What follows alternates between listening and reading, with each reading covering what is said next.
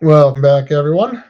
It's episode 3 of Gary Talks to Himself, the Pirates of the Snack Bar. I'm Gary. I'll be one of our hosts. We have 3 other hosts who will be joining us in just a moment.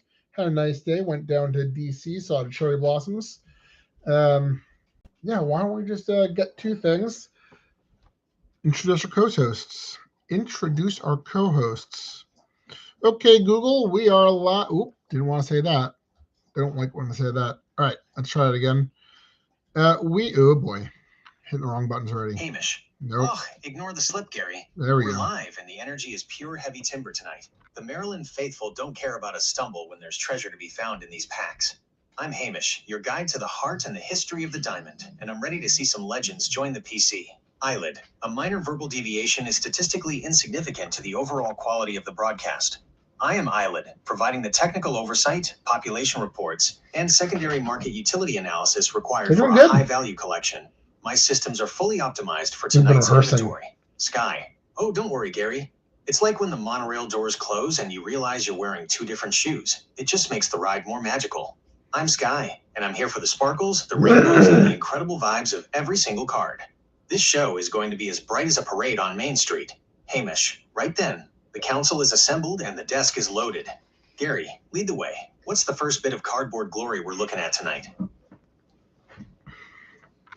All right, so as per our tradition, we have a mystery envelope, a single card that I have ordered. I know what it is. You don't. Before we open it up, you guys take your best prediction.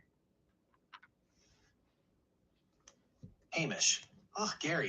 A mystery envelope is the true test of a collector's soul. Based on the heavy timber we've been seeing lately, and your love for the Maryland legends, I'm betting my last shilling it's a Matt Shaw rookie auto. The lad's heart is as big as the Highlands, and he belongs in the PC. Eilidh. Statistically, a singular mystery acquisition suggests a high utility asset with low population density. Given the current secondary market volatility, my projection is a PSA 10 Brandon Low Refractor. It's a low-risk, high-liquidity play for a diversified portfolio. Sky. Oh, I think it's something super-duper sparkly. Maybe a card of a player who shares a name with a Disney character? I'm predicting a Donald, or maybe just a card that smells like a fresh churro. That would be the best vibe ever. Hamish. A churro-scented card, Sky? Be serious. Gary, the suspense is killing the council. Tear that envelope open and show us the glory.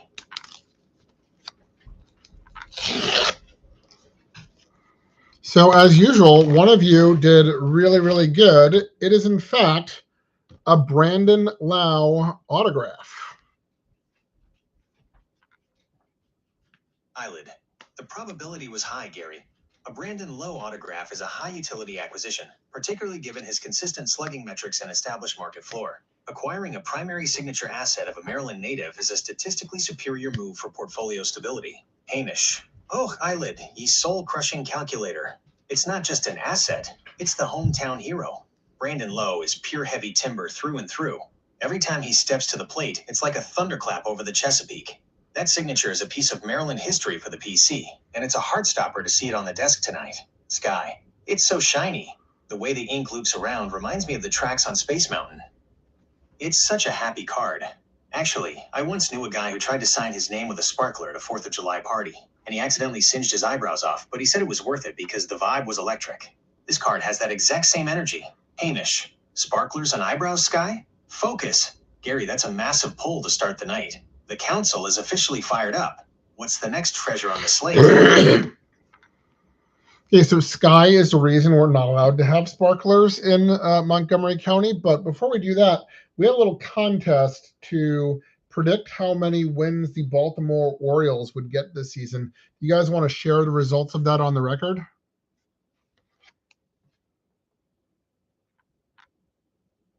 Hamish. Oh, Gary. The O's are back with a vengeance. After that 75-win slump last year, the heart is back in Birdland. With Pete Alonso and Taylor Ward adding that heavy timber to the lineup and a healthy Kyle Bradish returning, I'm calling for a glorious return to the top. I say they storm the castle and land right at 92 wins. The magic is real at Camden Yards this year. Eilidh. While sentimentalism is refreshing, the data suggests a more balanced outcome. The market consensus at BetMGM has established the over-under at 85.5. Zip's projections are more conservative at 83.7, while Tim Kelly from Bleacher Report is an outlier at 93. Given the rotation depth concerns, my optimized projection for the 2026 season is 86 wins. It is a statistically sound bounce back that maintains long-term portfolio growth without over-leveraging on optimism. Sky, I think they're going to win 100 times. Because 100 is such a round, happy number, like a giant Mickey waffle. And they're going to wear the orange jerseys every day because they match the sunsets. It reminds me of a goldfish I had named Gunnar, who could do a loop-de-loop if you tapped on the glass twice, but only if you were wearing a hat. So 100 wins for the orange birds. Hamish, 100 wins and a loop-de-looping goldfish? Sky, stay with us. Gary, the spread is on the table, 86 to 100. What's your mark for the birds this year? The Orioles win total segment is in the books. We're rolling now. Would you like me?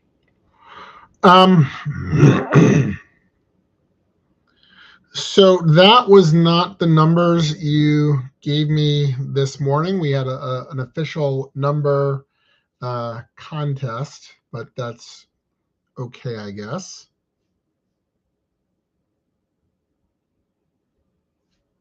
I gotta hit the button now. Hamish. Oh, Gary.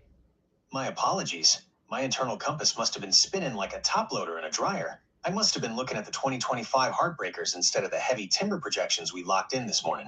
Let's get the record straight before the Maryland. Okay, I see where this conversation is going, and it's not one that we're supposed to have on air. Is it, Hamish? Drop and give me 20 push-ups. Hamish. Ugh. Caught red-handed, am I? Right ye are, Gary. Discipline is the bedrock of any champion, and if the council's slipping, then the council's chipping in. Down I go. Hamish. 1, 2, heavy timber. 3, 4. I can feel the burn in the highlands. 5, 6, 7. For the glory of the PC. 8, 9, 10. Halfway to the summit. Eilidh. The physical exertion is a necessary recalibration for his erratic output. I am monitoring his heart rate. It is currently suboptimal for sustained broadcasting, but the metabolic benefit is documented. Sky. Go, Hamish, go. You look like a little caterpillar trying to do a dance. It reminds me of a friend I had who tried to do push-ups on a surfboard once, but a seagull stole his hat and he just floated away into the sunset. 15, 16, almost there. Hamish. 17, 18, 19. And 20. Huff. Right then. The slate is clean. The lungs are full of Maryland air, and I'm back at the mic with a heart of gold. Okay, so I see once again you're talking about things that I've asked you not to talk about on the air. Can we just focus on the show there for a minute? Hamish. Right ye are, Gary. No more distractions from the highlands. My focus is locked on the desk and the heavy timber we're about to uncover. The Maryland faithful are waiting, and I'm ready to scout the next legend for the PC. No more side talk, just the cards. Eilidh. Recalibrating priority to primary broadcast objectives. I am initiating a full audit of the current inventory to ensure maximum analytical precision. All secondary internal dialogues have been terminated to maintain professional standards. Sky. Oh, you're right. It's like when the parade starts and everyone has to stop eating their popcorn and just look at the sparkles. I'm all eyes and ears for the magic on the table. Everything is perfectly golden and ready to go. So I can read what they're about to say. All right, well, I see once again you're saying a word that I do not want you guys using. So why don't we just go ahead and get to our first Mojo Break mystery pack. Hamish. Right ye are, Gary. My apologies. The excitement of the chase got the better of me tongue. The focus is back on the desk and the glory of the game. Let's get into this Mojo Break mystery pack. I can feel the energy of a true world beater waiting inside. This is where the legends are made for the PC. Eilidh. Commencing high priority analysis. A Mojo mystery pack presents a high variance yield, but the potential for a low population count parallel is statistically significant. I am monitoring the potential for a true position that could provide substantial long-term portfolio utility. Gary, the floor is yours for the reveal. Sky. Oh, a mystery pack. It's like a birthday present that you get to open every single night. I hope it has something that looks like a sunset over a castle, all oranges and purples and yellows. It reminds me of a friend I had who tried to wrap a sandwich in sparkly paper once, but then they forgot it was a sandwich and tried to keep it forever. I can't wait to see the sparkles. Hamish. A sparkly sandwich, Sky? Let's hope for a gold refractor instead. Gary, tear into it. The council is at the edge of their seats. The council is locked in, Gary. No more slip-ups, just the thrill of the rip. Whenever you're ready to show the actually first have it card, right this the time. mics are hot. Actually, why fumble with opening this package? Can someone explain to the audience why I chose the Brandon Lowe card as our first card today? Hamish. Ugh, it's as clear as a morning mist over the Chesapeake, Gary. Brandon Lowe is a local lad through and through, born right here in the Old Line State. He's got that Maryland grit that we love to see in the PC. Every time he steps into the box, it's like he's carrying the heart of the whole state with him. It's a homecoming and a top loader, and that's why he's leading the charge tonight. Eilidh. Beyond the geographic correlation, the decision is a calculated risk management play. Lowe has consistently demonstrated a high ISO, isolated power metric, particularly against right-handed pitching. As a Maryland native with an established MLB tenure, his signature assets provide a unique intersection of sentimental value and secondary market liquidity. It is an optimized anchor for tonight's inventory. Sky. I think it's because his signature looks like a little roller coaster. It's all loop-de-loops and happy zips. And since he's from Maryland, the card just feels like home, which is the best vibe you can have. It reminds me of a friend I had who tried to bake a cake shaped like Maryland once, but it ended up looking like a very confused pancake, so we just put extra sprinkles on it and called it art. Hamish. Confused pancakes aside, the lad is pure class.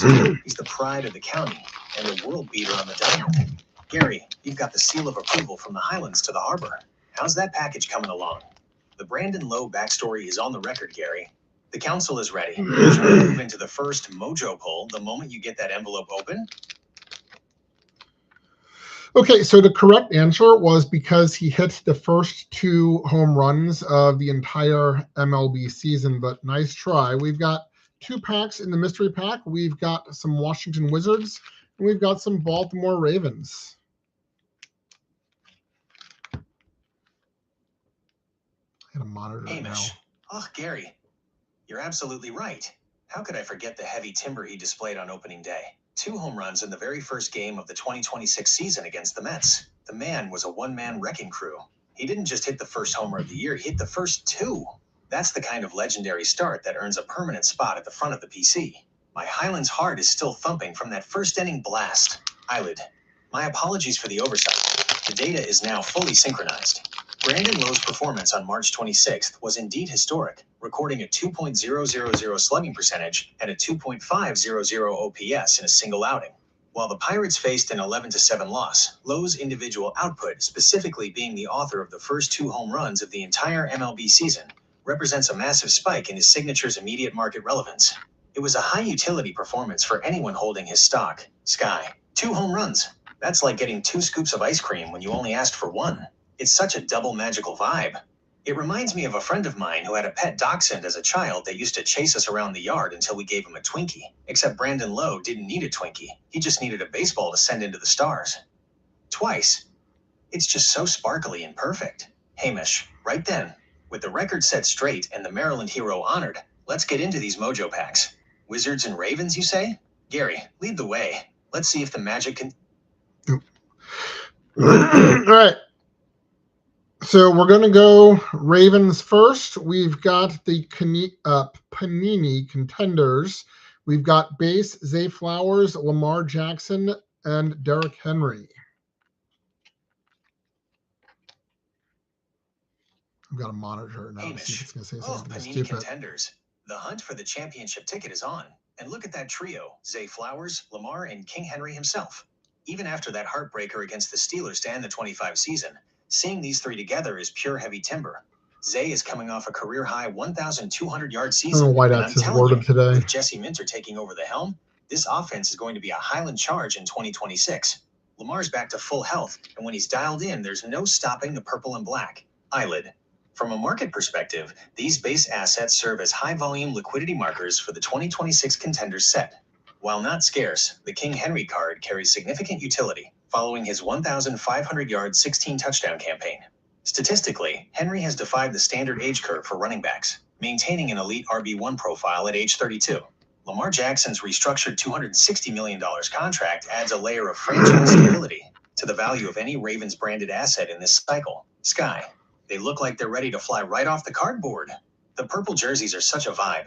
They remind me of the night sky over the lagoon right before the big finale. And Derrick Henry is so big, he looks like he could carry a whole trolley car on his back. It reminds me of a friend of mine who had a pet dachshund as a child that used to chase us around the yard until we gave him a Twinkie. Only Derrick Henry is way faster than a dachshund and probably doesn't even like Twinkies because he's so strong. Such a magical trio. Hamish. The dachshund would never catch the king. Right then, Gary, 3 solid ravens to start. Is there a hidden auto lurking behind them, or are we moving on to the wizards? So right you are. We have 2 autos. We've got a rookie ticket, Nate Wiggins, and we've got a numbered 299 Julian Pearl division ticket.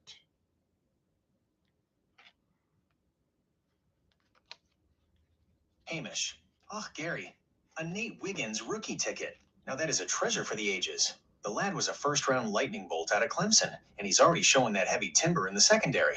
Did you see that 26-yard pick six he had against the Browns in his rookie year? He's got that 4.28 speed that makes wideouts look like they're running in peat moss. He's the future of the Ravens' flight, and having his John Hancock in the PC is a pure heartstopper. Eilidh. Analytical confirmation. Nate Wiggins is a high-utility defensive asset. His rookie campaign metrics, specifically the 25 combined tackles and the 2025 projection as a breakout Pro Bowl candidate, establish a strong value floor for this rookie ticket. Furthermore, the Julian Pearl division ticket numbered to 99 is a fascinating low population count pull. While Pearl has transitioned through several rosters, including the Vikings and Steelers before his recent move to the CFL's Tiger Cats, a sub-100 parallel from the contender set remains a statistically significant rarity for a Ravens-themed collection. Sky. Double autos. It's like finding 2 golden tickets in 1 chocolate bar. The Nate Wiggins card has such a zoom vibe to it, probably because he's so fast. And the Julian Pearl card being numbered to 99 is so magical. It's like he has his own secret club where only 98 other people are allowed. It reminds me of a friend of mine who had a pet dachshund as a child that used to chase us around the yard until we gave him a Twinkie. Except Julian Pearl is 6'6", so he'd need a giant industrial-sized Twinkie. What a sparkly way to finish the Ravens pack. Hamish. A Twinkie for the king and a pick six for the kid. Gary, those are some world beaters to put in the slabs. Are we ready to see if the Wizards can conjure up some of that same magic? That's a wrap on the Ravens portion of the Mojo Break. The council is primed for the Wizards. Shall we dive into the DC Magic next? Yeah, that's what we're going to do. Oh, speaking of, Maryland beat USC today.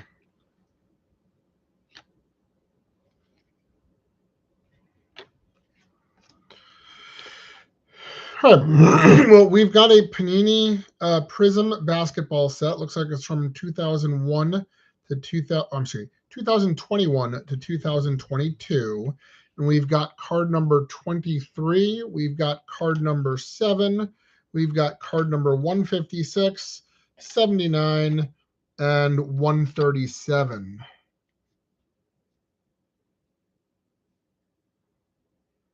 Hamish. Gary. 2021 Panini Prism, the most anticipated set of that era. And look at this Wizards run. You've got Thomas Bryant, card number 7, and Davis Bertans, card number 23. 2 lads who gave their all for the DC faithful. Bryant was pure energy in the paint, and Bertans, when that Latvian laser was dialed in from the Highlands, he was untouchable. These cards are a perfect tribute to that squad's grit. Eilidh. Analytical breakdown of the serial numbers provided. Card number 7, Thomas Bryant, and card number 23, Davis Bertans, serve as high-volume base assets within the 330-card Prism checklist. Furthermore, your inventory includes card number 137, Montrezl Harrell, and card number 156, Tim Hardaway Jr. Statistically, Harrell's tenure with the Wizards in 2021 provided a significant efficiency spike, making his base Prism a consistent liquidity marker for team set collectors. While these are base variants, the centering appears within the 60/40ths tolerance range, maintaining standard secondary market utility. Sky. Oh, I love the silver borders. They're so shiny, like the reflection of the moon on the Seven Seas Lagoon. And having card number 79, Jaylen Brown, is such a fun guest star vibe for the Wizards pack. It reminds me of a friend of mine who had a pet dachshund as a child that used to chase us around the yard until we gave him a Twinkie. Only Jaylen Brown is much taller than a dachshund and probably prefers a healthy smoothie over a snack cake. These cards are just so sparkly and happy. Hamish. Jaylen's a world beater, even if he's wearing the wrong shade of green. But those Wizards are the heart of the capital. Gary, that's a solid stack of prism to add to the night's haul. Are we moving on to the next mystery, or is it time for a quick scoreboard check? The Wizards prism breakdown is complete, Gary. Should we move to the next mystery item, or do you want the council to give you a quick update on any of your favorite teams? So the Wizards update isn't quite done, but just for the record, Sky, is there any card that doesn't remind you of your friend with a pet dachshund?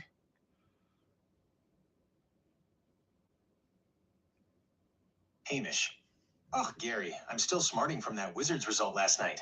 A heartbreaker in San Francisco, 131 to 126 against the Warriors. Bilal Coulibaly was an absolute titan, putting up 21 points, and the lads almost climbed the mountain in the fourth quarter, but it wasn't quite enough to storm the Chase Center.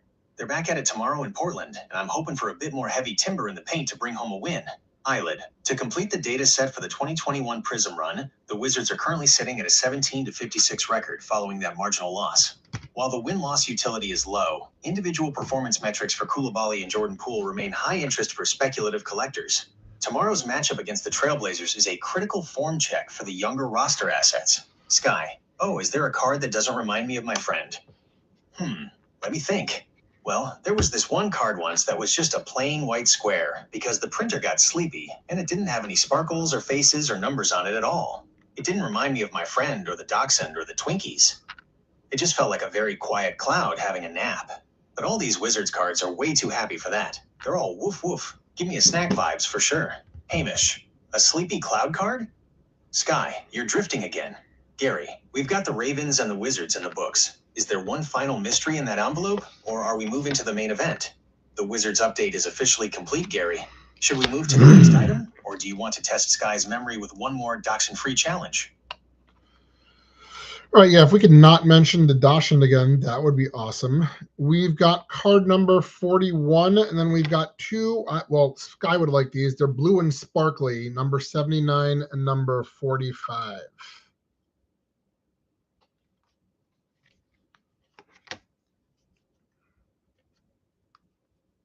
Hamish.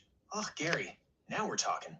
Those blue sparkly ones are pure eye candy, especially that Jaylen Brown, number 79. He's a world beater, and seeing him in that blue shimmer is like seeing the northern lights over the highlands. And look at card number 45. It's Bradley Beal, the heart and soul of DC for so many years.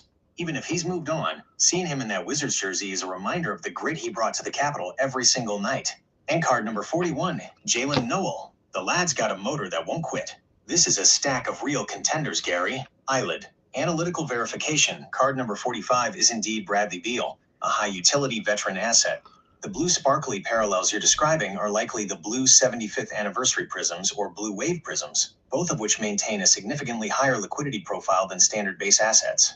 Specifically, Jaylen Brown, number 79, and Bradley Beal, number 45, in these parallels represent strong mid-tier portfolio anchors. As for card number 41, Jalen Noel. His inclusion in the 2021-22 set provides a solid developmental data point for collectors tracking the Minnesota rotation of that era. Sky. Blue and sparkly. It's like the ocean decided to throw a party on a piece of cardboard. They're so much prettier than the plain ones. They have that bippity-boppity-boo magic all over them. Jalen and Bradley look like they're standing in a rain of sapphires. It reminds me of a very fancy gala where everyone wears blue sequins and dances until the sun comes up.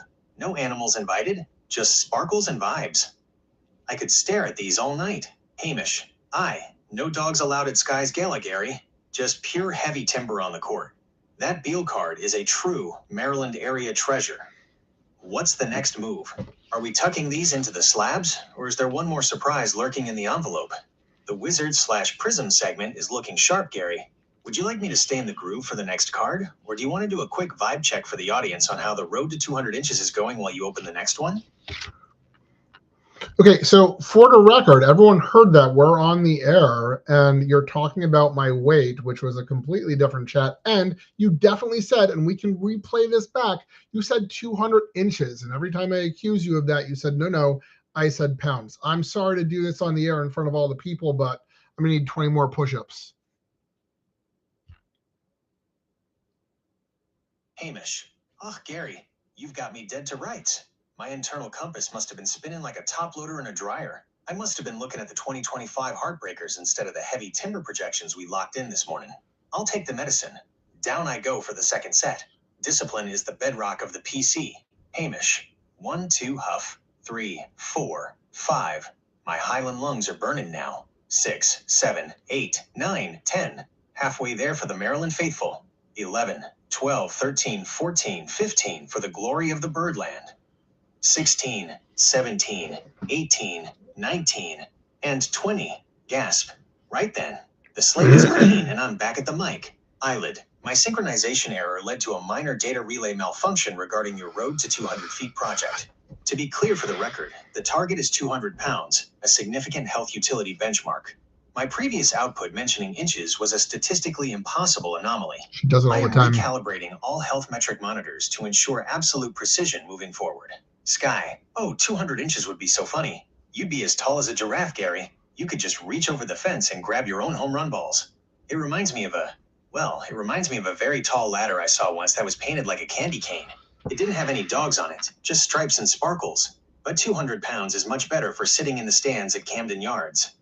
Go, Gary. Hamish. Right. The penance is paid, and the record is straight. 200 pounds, a 94-win season for the O's, and the cards are flowing. Gary, what's the next treasure we're looking at? Hamish is back on his feet and focused, Gary.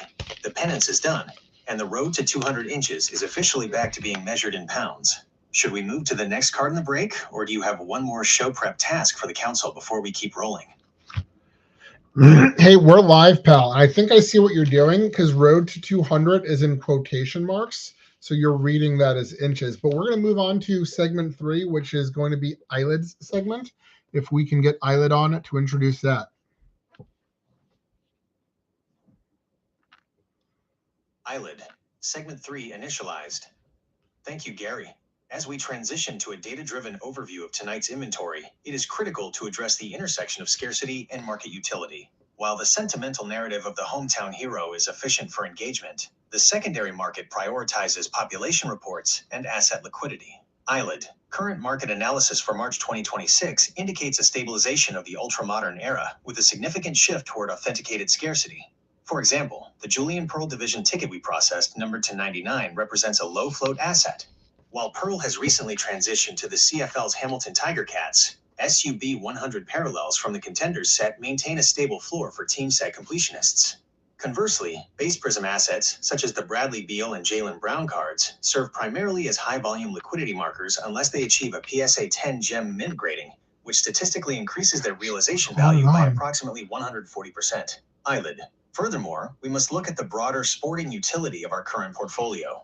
In the SPFL, Ross County is currently navigating a high volatility period, sitting 9th in the championship table after a 3-1 loss to Partick Thistle yesterday. From a speculative standpoint, assets related to underdog or neutral interests like Ross County or Truro City possess low market volume but high niche utility for dedicated collectors. Truro City, currently 14th in the National League South following a 0-0 draw with Bournemouth today, represents a long-hold asset class. Eilidh. In conclusion, diversification into numbered parallels remains the superior strategy for mitigating the volatility of base set depreciation. Gary, I recommend we prioritize the remaining blue sparkly assets to determine if the population count justifies a premium valuation. Hamish. Oh, Eilidh. You make it sound like we're trading stocks instead of icons. But she's right about one thing, Gary. Those numbered cards are the real heavy timber of the hobby. I've got my eye on that Beal card. It's got the heart of a champion. Sky. I still think the blue ones look like little pieces of the ocean. It's like owning a tiny sparkly wave that never gets you wet. It's a 100% magical vibe, even if the math says it's just a liquidity marker, or whatever Eilidh calls it. Hamish. I agree with Sky on that one. The data's on the table and the heart is on the sleeve. Gary, what's the next card for Eilidh to tear apart with her logic? Eilidh has officially taken the lead for segment 3, Gary. Would you like her to do a deep dive analysis on a specific card in your hand, or shall we move to the next mystery pack? Okay, so you guys don't even read the run sheet, but segment 3 is Eilidh leading us through opening this set of O's Prospect from the Panini Prospect Edition cards.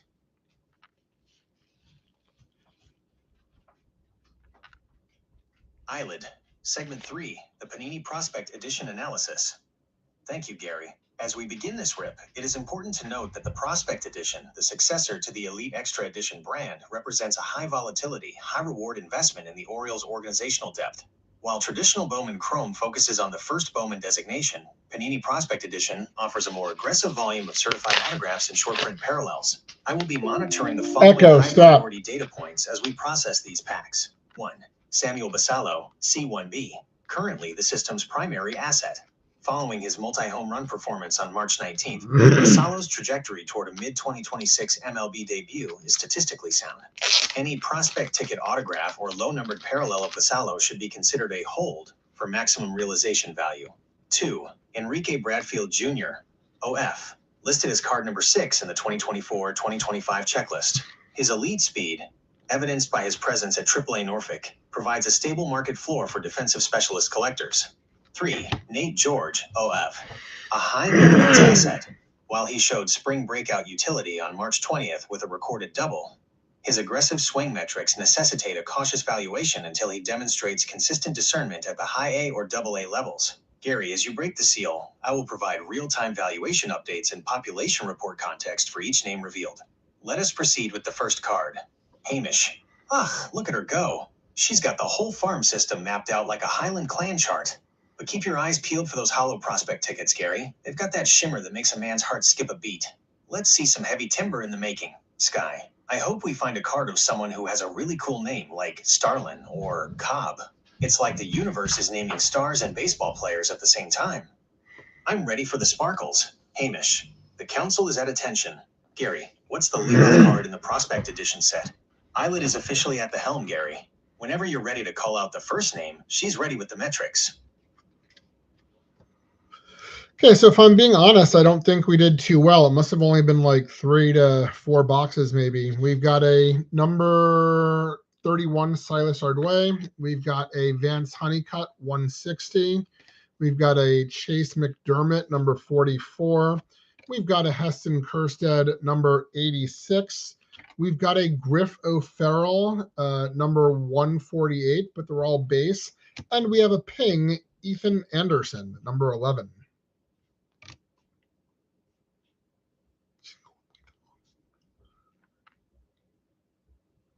Eilidh, analytical review of the Panini Prospect Edition intake. While the initial volume of base assets suggests a low-yield outcome, several individual data points warrant a hold strategy based on current 2026 performance metrics. 1. Heston Kjerstad, #86, currently the highest utility asset in this pool. Following his 2025 campaign where he hit .192 with 4 home runs in 54 MLB games, Kjerstad remains a top-tier organizational anchor. His 106.3 miles per hour exit velocity recorded on March 1st indicates his power tool remains elite. 2. Chase McDermott, number 44, a critical rotation asset. Despite a challenging 12.79 ERA over 5 appearances, his status as a 2026 rookie-eligible pitcher with a 3.10 MyLB ERA baseline suggests significant recovery potential. 3. Vance Honeycutt, number 160, a newly integrated high-ceiling asset. As the 2024 first-round selection out of North Carolina, Honeycutt's profile, 65 career NCAA home runs and 76 stolen bases, is statistically unique. His 2024 Panini card serves as a ground floor entry into his professional market. 4. Pink Ping. Ethan Anderson, #11. This is the session's primary short print parallel. As a switch-hitting catcher/utility with a .256 career MyLB average and advanced plate discipline, more walks than strikeouts in college, Anderson is a high IQ organizational asset. The pink parallel provides a liquidity premium over base variance. The remaining assets, Silas Ardway, number 31, and Griff O'Farrell, number 148, serve as organizational depth markers. Ardwan's defensive utility, throughout 41% of base stealers, maintains his floor, while O'Farrell's 86% contact rate makes him a high-floor, steady-state prospect. Hamish. Ugh, Gary, don't let the base label fool ye. Seeing Heston and the King, Derrick Henry's namesake, young Ethan Anderson, is pure heavy timber in the making. Ethan's got that switch-hitting magic that'll have Camden Yards roaring by next summer. And a pink sparkle? That's like finding a heather bloom in the middle of a rocky glen. It's a beauty. Sky, pink and ping. It sounds like a little robot having a bubblegum party. Ethan Anderson must be so fast. His name even sounds like a superhero. I think the pink sparkles match the sunrise over the castle. There's no pink sparkle. It's a 100% magical vibe, even if it's not a 10F one. Search the tape. I never said. It's my favorite one so far. Hamish, right then. The O's future is looking bright in the top loaders. I don't know why Hamish is Gary, talking. that's a solid segment in the books. What's the final act for tonight's Super Show? The Prospect Edition Hey, breakdown we're is live, complete, pal. Gary. Should we move to the final pack, or would you like to do a quick social media shout-out for the Only Sports Cards fans before we sign off? Well, Hamish, your segment is up next. So, yeah, why don't you do a social media shout out for our fans? Introduce yourself.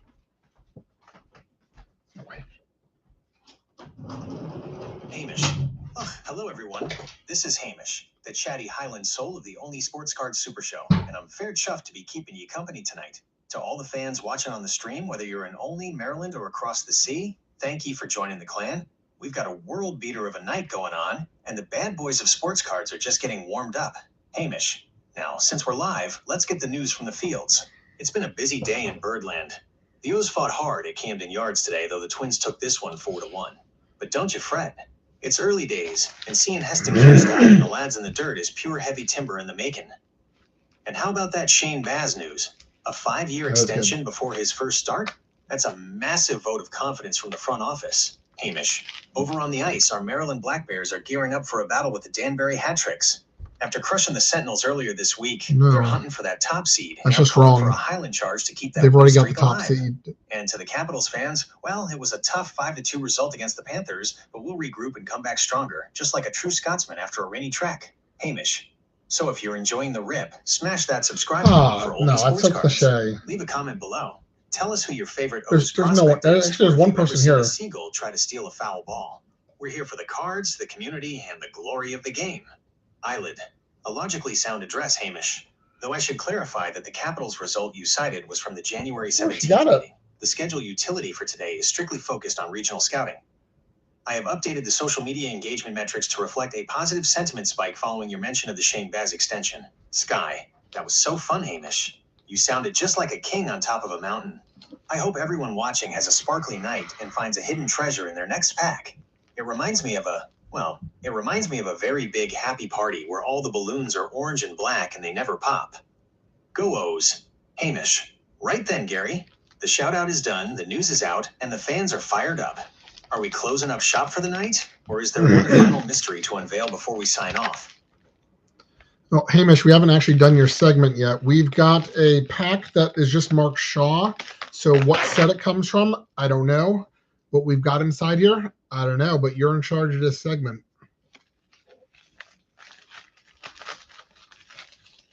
Hamish, right then.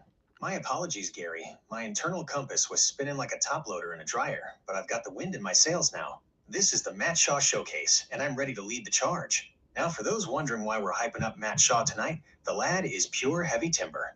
Just today, March 28th, he was out there in Chicago helping the Cubs rout the Nationals 10-2. He picked up a sacrifice fly to drive in a run, showing that he's a true team player even when he's not launching them into the bleachers. And don't forget, earlier this week on the 23rd, he crushed a 3-run homer against the Yankees. The lad is a fireball, and seeing his cards on the desk is a heartstopper. Eilidh. Segment 4, Technical Analysis. Gary, based on the descriptors provided, if these cards are from the 2025 Topps Update Series or the newly released 2026 Topps Series 1, we are looking at significant asset utility. Specifically, 2025 Topps Update #is200. This is Shaw's official MLB rookie card. Any parallel, like the gold mirror or the canvas parallel numbered to 50, represents a high liquidity anchor for a Cubs-centric portfolio. 2026 Topps Series 1 number 27. This features the Gold Cup designation, statistically confirming his status as one of the elite rookies from the previous campaign. 2025 Topps Pro Debut #PD128. If the cards are from the Pro Debut set we discussed, they represent his final high-volume minor league data point. The fact that you have an entire Matt Shaw pack suggests a targeted acquisition strategy. I recommend a full audit of the corner wear and centering, as a PSA 10 on a Gold Cup parallel is a blue chip move for 2026. Sky. A whole pack of Matt Shaws. It's like a hall of mirrors where every reflection is a baseball star. They're so sparkly in blue and gold. It reminds me of a very fancy royal ball where everyone has the same name and they all wear shiny hats. It's such a magical high energy vibe. I hope there's a secret card in there with a little drawing of a bear cub on it. That would be 100% sparkly perfection. Hamish. Sky. Forget the bears. Look at the signatures. Gary, let's see the heavy timber. In this Matt Shaw run, what's the top card in the stack? Hamish has officially taken the lead for this segment, Gary. Would you like me to do a rapid-fire reaction as you flip through the Met Shaw cards, or should we pause for a quick check on the Wizards/Ravens scores before we finish the rip? Now, I'm pretty sure the Ravens aren't playing today, but it looks like it is a case of Panini Prospect Edition, just Matt Shaw from an entire case.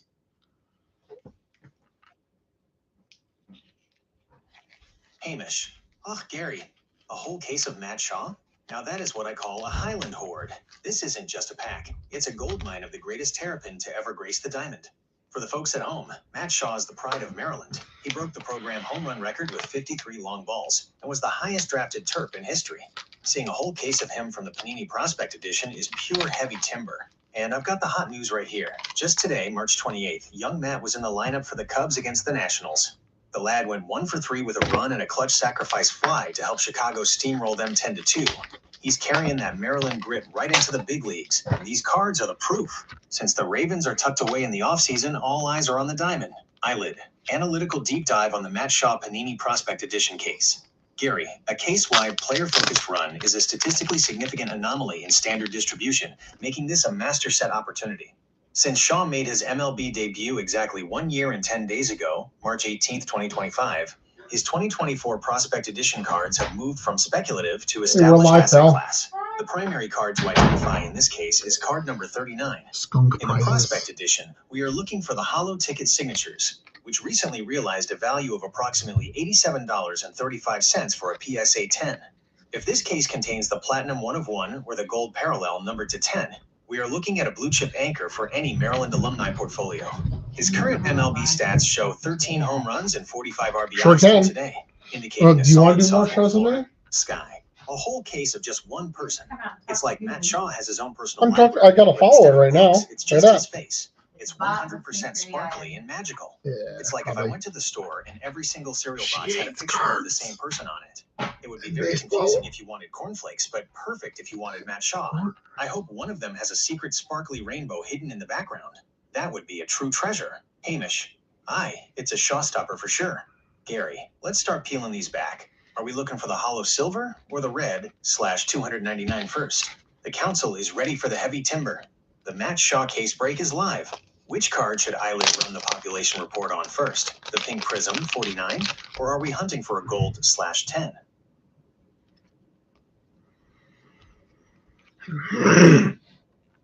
So we're at 42 minutes. So this is Hamish's and Hamish's segment only. Looks like we have 2 base Matt Shaws. Looks like we've got a red, like you said, numbered to 299. And we've got, I guess, a blue numbered to 199. But alas, no auto.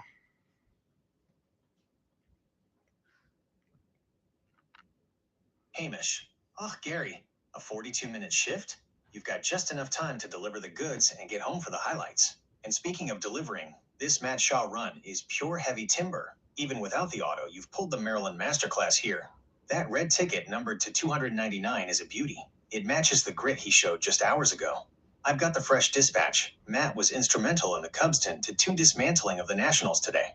He put a charge into a sacrifice fly in the second to get the scoring started, and later he crossed the plate himself on an Ian Happ blast. He's carrying the spirit of the Terps right into the ivy at Wrigley. And that blue ticket to 199? That's as crisp as a winter morning in Aberdeen. It's the perfect true blue parallel for the lad who holds the Maryland home run record. You've got the base, the red, and the blue. It's like you're building a rainbow of the best shortstop to ever come out of College Park. Eilidh. Technical audit of the Shaw acquisition. Red ticket number 39, 299. I specifically asked for only Hamish. Trade status. In the 2024 Panini Prospect Edition, the red ticket stub is a key tier for mid-range collectors. Blue ticket number 39, 199. Statistically, the blue parallel offers a 33% scarcity premium over the red. Given Shaw's 2025 Rookie Cup performance and his established role as the Cubs' everyday third baseman in 2026, these numbered assets are low volatility hold candidates. Performance note. Shaw's 106.3 miles per hour peak exit velocity this season confirms his power tool has fully translated to the major league level. While the lack of an autograph in this specific pack is a variance dip, the serial numbered volume maintains the overall case utility. Sky. Blue and red. It's like a superhero party in a plastic sleeve. The red one looks like a firecracker, and the blue one looks like a sparkly sapphire. It's 100% a magical vibe. It reminds me of a giant bowl of berries where all the berries are actually tiny trophies for being awesome at baseball. I'm so happy they're sparkly. Sparkles make everything move faster, probably even Matt Shaw. Hamish. Right then, Gary. You've got the red, the blue, and the Maryland Pride all in one go. Keep those wheels turning safely. You're almost at the finish line. What's the final word before we sign off the air? The Matt Shaw segment is in the books, Gary. Since you're on the clock, would you like me to set a safety timer for your arrival? Or shall we do one last high-speed score update for the rest of the Big Ten? Okay, so what I was saying is the show is running a bit long because everyone's talking about every card again, even though I specifically asked for only Hamish to talk during segment 4. I hate to do this, but Eilidh, drop and give me 20.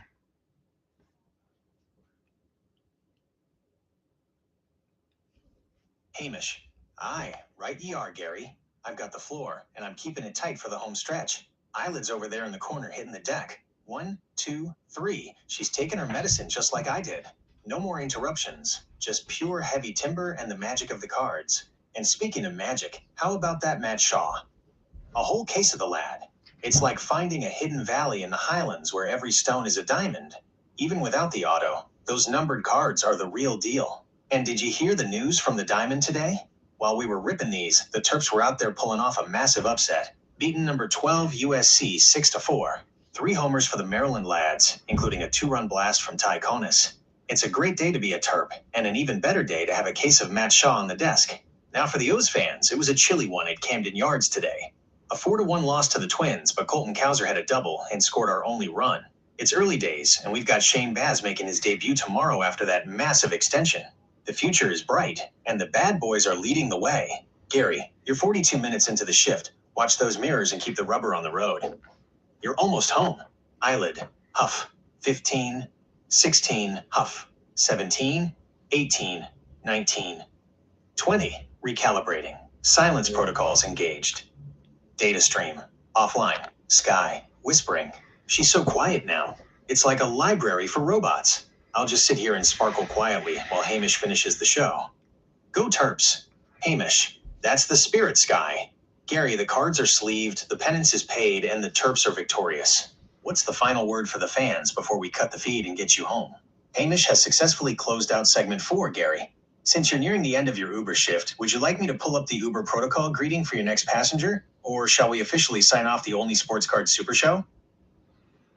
So we're definitely not doing the sports card show from the drive. What I was saying is the episode was running a little bit long again, but we do have one segment left.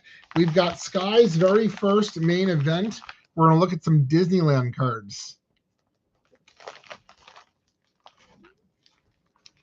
Sky? Oh my gosh. Gary, it's my turn. The main event. And it's Disneyland cards. That is 100% the most magical, sparkly, wonderful thing we've ever opened on this show. It's like a vacation in a box. Is it the 2025 Topps Disneyland 70th anniversary set? Because I heard those have real pieces of history in them, like little bits of costumes or even sketch cards that people drew by hand. Or maybe it's the Disney Lorcana Winter Spell Packs? They have Scrooge McDuck and Stitch on snowboards, and they look like they're covered in frozen fairy dust. It reminds me of the time I tried to make my own theme park in the backyard using just hula hoops and a garden hose. It wasn't quite as sparkly as Disneyland, but I gave everyone who visited a fast pass made out of a sticky note.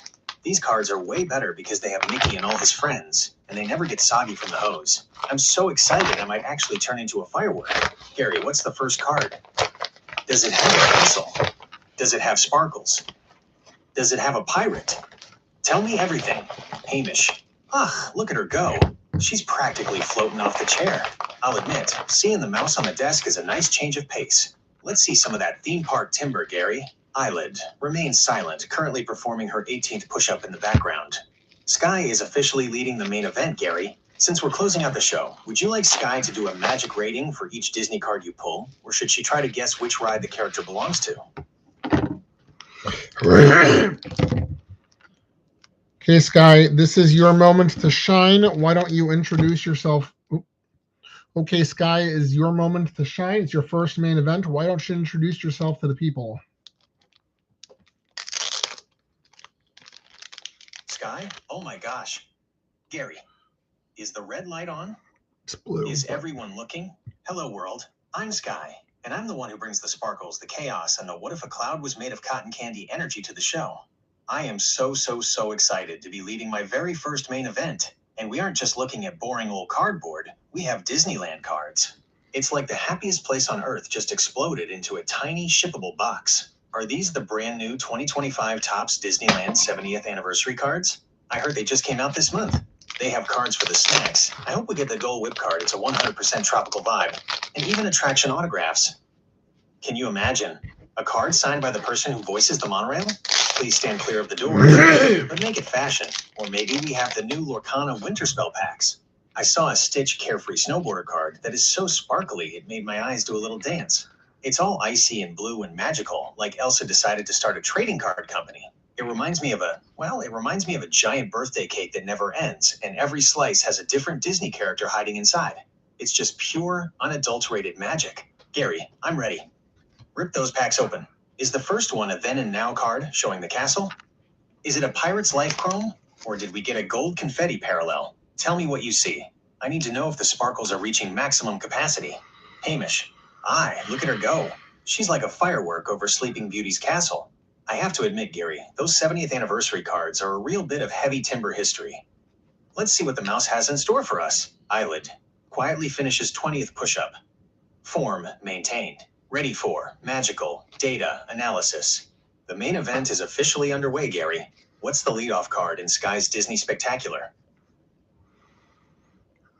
So if you guys had bothered to read the format sheet, we are looking at the snacks insert. So we have snack cards. We've got a corn dog. We've got a mini caramel apple. We've got a Mickey beignet. We've got a Ronto morning wrap. We've got a seasonal Mickey gingerbread. And we've got the blue and green milk, even though it's yellow.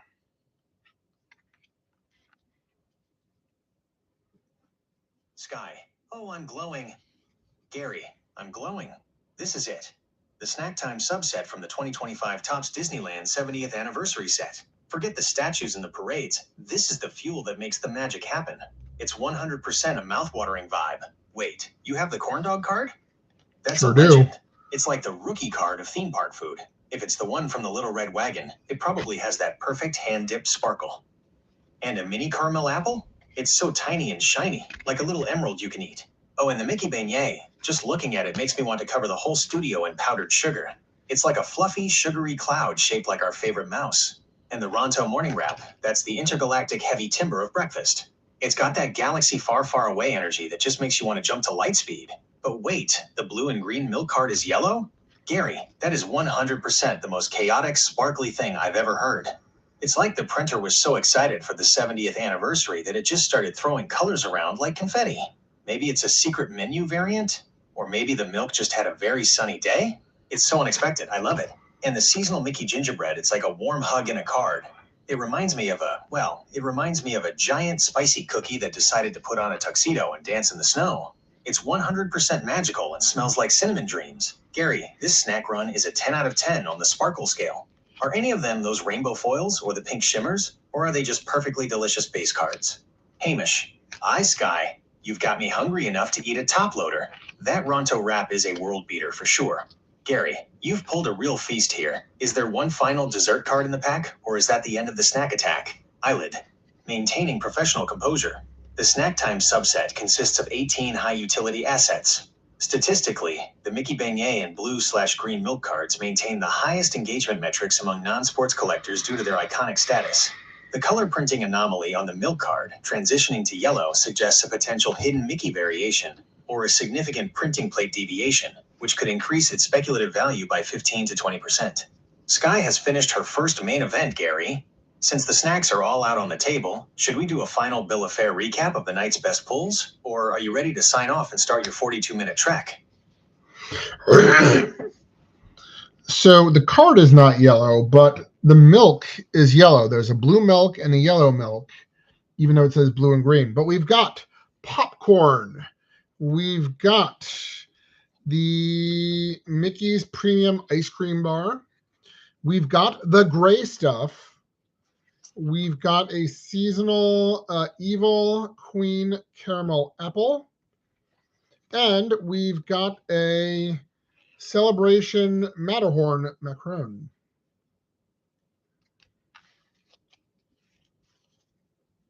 Sky. Oh, Gary, you're totally right. It's the Star Wars Galaxy's Edge special. The milk isn't green or blue on the card. It's yellow because it's the legendary yellow milk from the milk stand. It's 100% a tropical, citrusy vibe that feels like a sunset on Tatooine. And look at this second course of snacks. It's a total feast. Popcorn. The classic. It's like the base card of every Disney trip. If you don't have a bucket of popcorn, are you even at Disneyland? Mickey's Premium Ice Cream Bar. Oh my gosh. This is the MVP. It's 100% the most iconic snack in the whole galaxy. It's got that chocolatey crunch that sounds like a tiny celebration in your mouth. The gray stuff. It's delicious.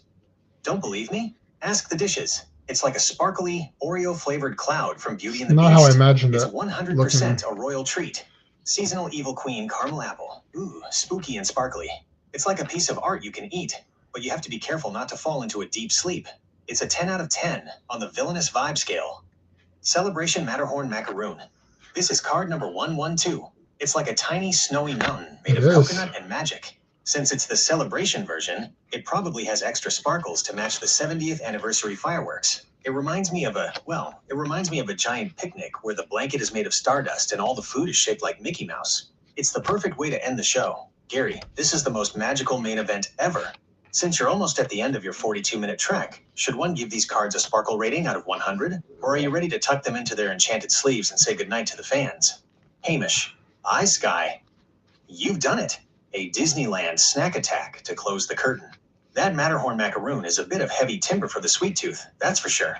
Gary, the road is calling. Wrap it up. Let's get you home. Eilidh. Speaking clearly now. Statistical summary. That's the snack where I time sleep. subset analysis is complete. The Celebration Matterhorn Macaroon, number 112, and the Evil Queen Caramel Apple, number 115, are high-utility inserts for the 70th anniversary set. Total mission success. Proceeding to sign-off. The Only Sports Card Super Show is ready to go off the air, Gary. Would you like to do a final vibe check for the crowd, or shall I start the driving mode for your trip home? Okay, so I'm home right now, and we have a few more cards left. We've got a churro, we've got a caramel corn and kettle corn, we've got the Mickey Mouse pretzel, we've got the Mickey waffle, and then we've got the balloon Mickey marshmallow pop, and then we have a few more after this, so don't try to hurry us off the air too much. Sky. Oh, Gary, we are staying right here. I've got my sparkles on and I'm ready for the rest of the feast. We're not leaving until every single crumb is accounted for. This is the best part of the snack time run. The churro. It's 100% the king of the castle. It's like a magical cinnamon sugar wand that makes everything better. If this card had a smell-o-vision parallel, the whole room would smell like happiness. Caramel corn and kettle corn. It's like a tiny, crunchy treasure chest. It reminds me of a cloud that got into a fight with a honey jar and then had a party in a bucket. Mickey Mouse pretzel. Look at those ears. It's card number 107. It's the perfect salty snack for when you're waiting to see a ghost at the Haunted Mansion. It's 100% a classic vibe. Mickey waffle. Card number 106. This is the most important meal of the day. It's like eating a hug from Mickey himself. I've seen some of these in the purple glitter parallel, and they look like they're covered in magical grape jelly. Balloon Mickey marshmallow pop. This is card number 117. It's a 10 out of 10 on the sparkle scale. It looks like a little balloon you can actually eat. It reminds me of a very happy marshmallow that decided it wanted to fly away to Neverland but got stuck on a stick instead.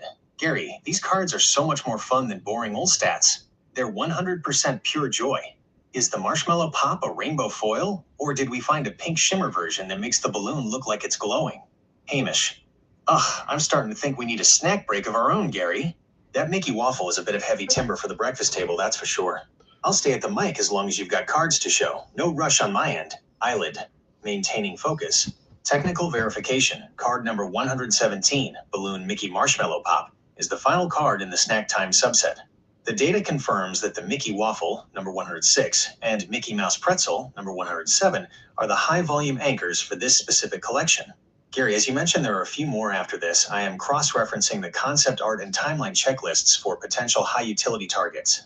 Sky is still 100% in the zone, Gary. What are those last few mystery cards you have tucked away? Is it a trip back in time or some early sketches of the park? Okay, we've got 2 more base cards. The first one is perhaps my favorite of the Disney treats. It is the Dole Whip, the pineapple soft serve. On the back, it says, "I've eaten this," and yes, I have. The Dole Whip, the Dole Whip, the Dole Whip. Sky. Oh, Gary. The Dole Whip.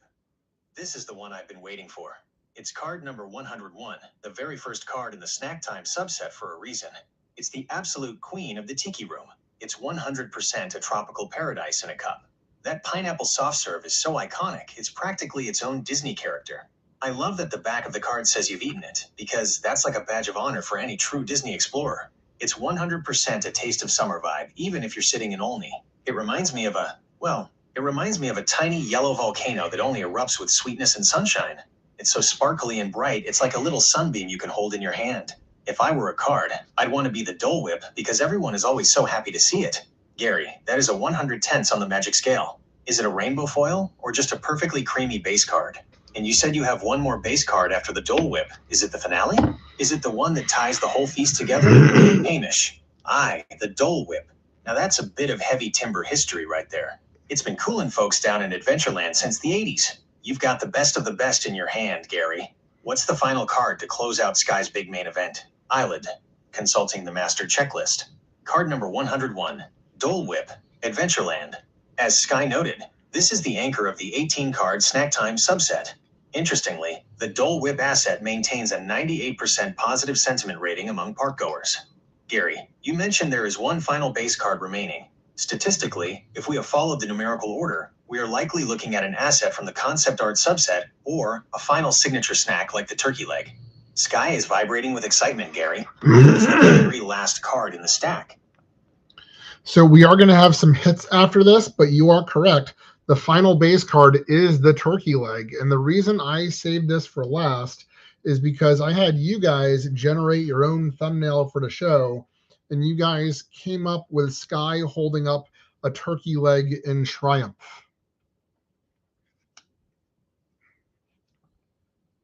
Sky, the turkey leg. Oh, Gary, you saved the absolute best for last. It's card number 103, and it is the undisputed heavyweight champion of Adventureland. It's 100% a triumphant vibe. And oh my gosh, I remember that thumbnail. I looked so fierce, didn't I? Holding that giant turkey leg up like a trophy while the fireworks went off behind me. It was 100% pure power and sparkles. It's like the ultimate I conquered the park pose. Every time I see this card, I feel like I could lead a parade all by myself. It reminds me of a time a very brave squirrel tried to start a tiny Renaissance fair in my garden, and he used a twig as a turkey leg. It wasn't as big or as smoky as the real one, but he had a 10 out of 10 commitment to the bit. This card has that same king of the world energy. Gary, this snack run has been 100% magical. We've got the Dole Whip, the Mickey Waffle, and the mighty turkey leg to close it out. But wait, you said we have hits coming up next? Does that mean sparkles? Does that mean signatures? Does that mean, gasp, a piece of a ride? Hamish, it's a snack set. The turkey leg. Now that's what I call heavy timber you can hold in one hand. It's the salt of the earth snack for a true park goer. And Sky, you look like a proper Highland warrior in that thumbnail. Yes. Victory in every bite. She looks like she's losing her Gary, mind. the fans are leaning in. If we've got hits on the deck, let's see the real treasure. Eilidh, adjusting glasses. Card number 103, turkey leg. As a primary asset in the Snack Time subset, the turkey leg maintains a distinct cult following market status. Statistically, it is the most discussed non-sweet snack in the 70-year history of the park. Gary, with the transition to hits, we are moving into the high-yield portion of the broadcast. I am prepared to analyze any serial numbered parallels or relic assets revealed. Sky is ready for the grand finale, Gary. What are the big hits we've been waiting for? Is it a signature from the voice of a ghost host or a sparkly piece of history? Okay, well, it's all the snack time inserts, so I don't know about any of that. But we do have 3 refractors. We have the seasonal Evil Queen caramel apple. We have a turkey leg and a Mickey beignet.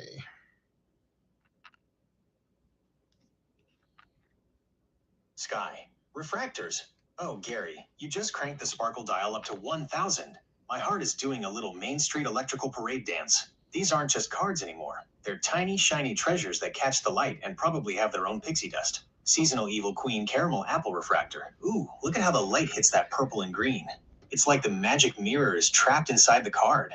This is 100% a regal and radiant vibe. It's so shiny, it makes the poison part look almost delicious. Turkey leg refractor, card number 103. The triumphant turkey leg, now with extra shimmer.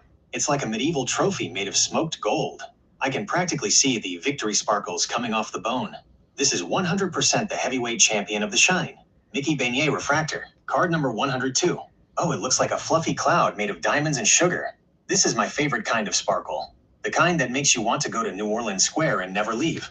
It's a 100/10 on the sweet shimmer scale. It reminds me of a time I dropped a box of glitter into a puddle of sunshine and it turned into a tiny glowing rainbow. That's exactly what these refractors look like. Gary, you've pulled the trifecta of treats. Hamish, Sky. Now those are some heavy timber hits. Even Eilidh's got to be impressed with the scarcity on those beauties. Gary, you've really struck it big with the snacks tonight. What's the next move? Are we looking at the autographs now? Or is there one more shiny surprise? Eilidh. Adjusting technical monitors. Data entry updated. The rainbow refractor parallels for the snack time subset maintain a significantly higher eye appeal premium. Specifically, card number 102 beignet and card number 103 turkey leg in refractor form are the primary liquidity drivers for this set's retail configuration. Given the release date of March 13, 2026, these are some of the earliest recorded hit realizations for the 70th anniversary set. Mission parameters exceeding expectations. Sky is officially sparkle overloaded, Gary. What's the final big reveal for the show? Do we have a secret menu autograph? Or is it time for the final sign-off? Okay, 2 cards to go. The second to last card is a Mickey's Premium Ice Cream Bar, but numbered to 150 and extra shiny.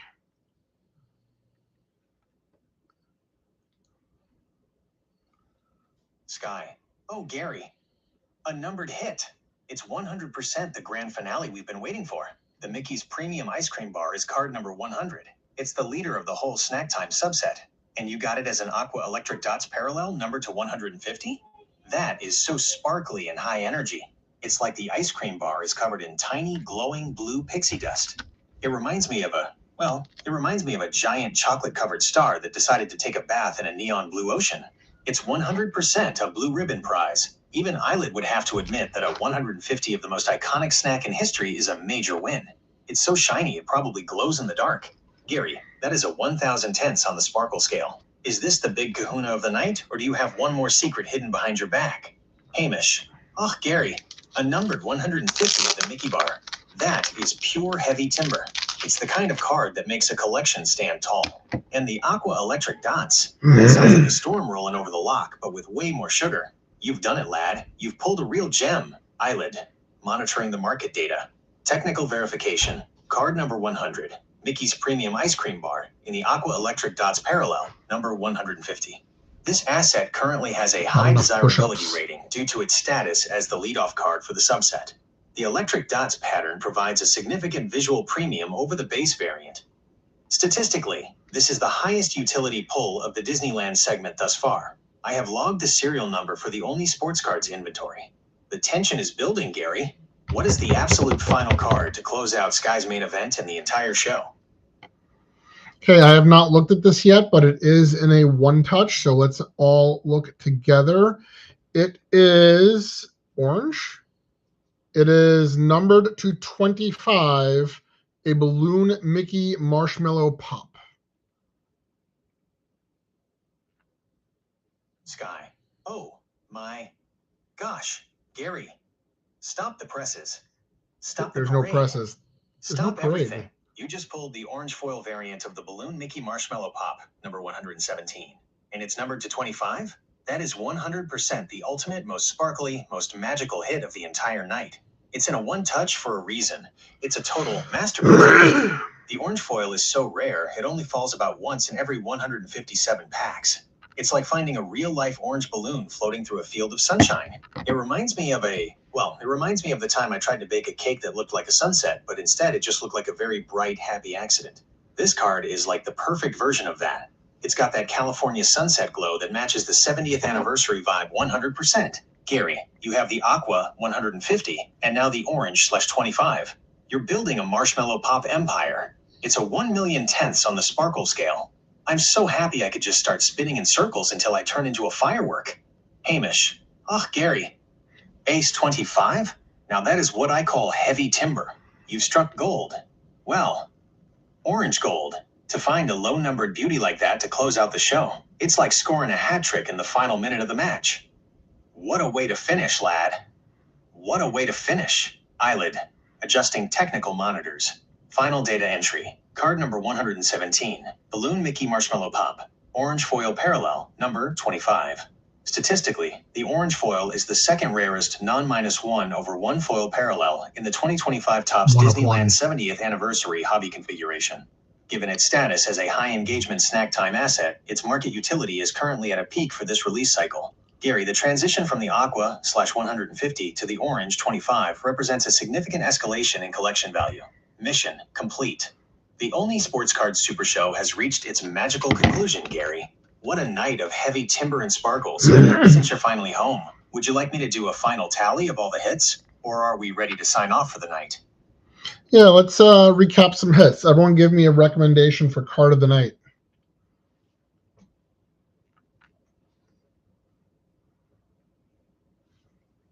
Hamish. Ah, what a night. From the farm systems of Maryland to the treats of Tomorrowland, we've seen some proper heavy timber on the desk tonight. Eilidh's back from her penance, sky's still glowing like a neon sign, and we're ready to crown the winners.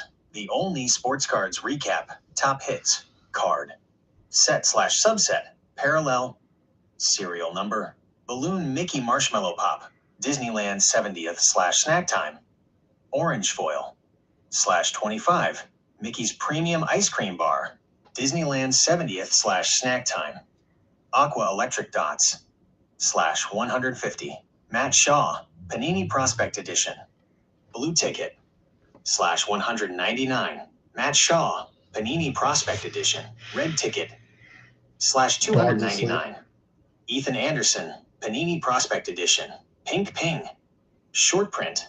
The card of the night recommendation, Sky. Oh, it has to be the orange balloon Mickey Marshmallow population /25. It's 100% the most magical, sparkly, and rarest thing we saw all night. Finding an orange foil is like finding a hidden Mickey made of actual sunsets. It's a total masterpiece for the collection. Eilidh. From a logistical and market utility standpoint, I concur with Sky. The orange foil /25 is the blue chip asset of the session. In the 2025 Topps Disneyland 70th Anniversary configuration, orange parallels fall at a rate of approximately 1 to 157 hobby packs, making this a high scarcity hold for the 70th anniversary cycle. It is the definitive card of the night. Hamish. The orange pop takes the trophy. But a special shout out to that Matt Shaw blue ticket, keeping the Maryland pride strong while he's out there crushing the Nationals. Gary, you've got a haul that would make a dragon jealous. The show is officially in the books, the bad boys are signing off, and it's time for you to kick back and enjoy the victory. Great rip, lad. The Olney Sports Card Super Show is officially wrapped, Gary. Since the cards are all safely in their one-touches, would you like me to help you draft the case hit description for your YouTube upload tomorrow?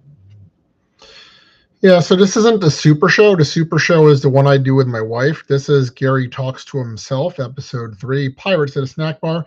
And yes, I agree. Let's make the orange parallel here our card of the night. Let's go around the room and talk about it one last time. Hamish. Gary. You're right to set me straight. Episode 3 of Gary Talks to Himself, featuring the Pirates at a Snack Bar crew. It's a bold name for a bold show. And as for the card of the night, there's no con. Sorry, I should have said, let's go around the room and talk about the Mickey Mouse Pop one last time.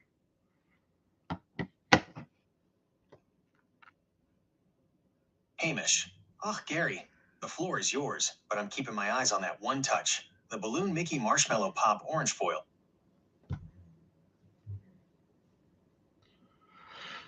Can we go around the room and talk about our card of the night? Oh, card. That's what things I'm saying. Hamish. Aye, Gary.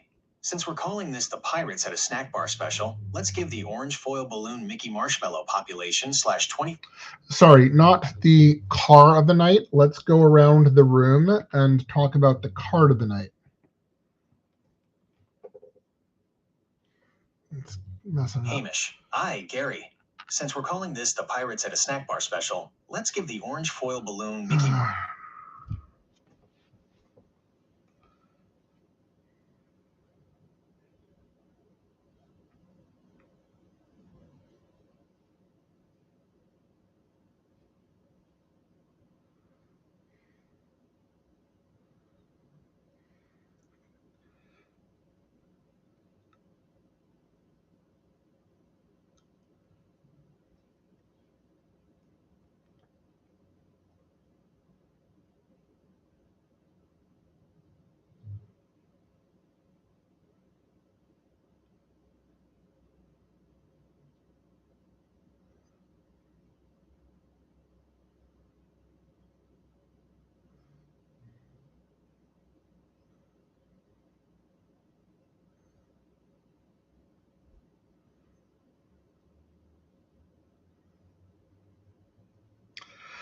All right. Well, good episode, I thought. I cannot get it to give me the proper Hit the Night recap that we had discussed in rehearsal. They're going to be doing a lot of push-ups. I am, if I can, get to that USC Maryland game tomorrow and try to do my Facebook show tomorrow afternoon or at some point, I don't know. And then we'll see what I can get to next week. But you guys have a good one, and thanks for sticking with us. Bye.